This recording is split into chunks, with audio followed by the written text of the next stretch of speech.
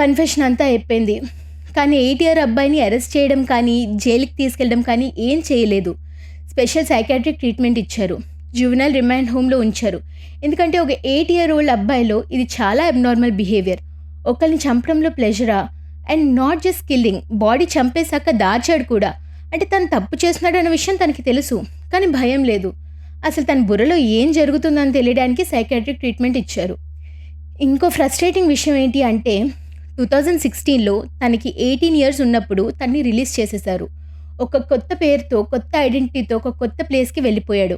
ఇప్పుడు ఆల్మోస్ట్ 25-26 అయి ఉంటుంది తన ఏజ్.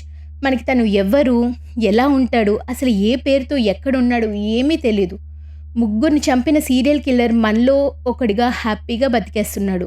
వాళ్ళు రిలీజ్ చేసినప్పుడు చెప్పిన విషయం ఏంటంటే with all the psychiatric treatment his normal now అని. కానీ నిజంగానే నార్మల్ అయ్యాడా? అసలు ఇప్పుడు ఏం చేస్తున్నాడు అనేది స్టిల్ అ మిస్టరీ.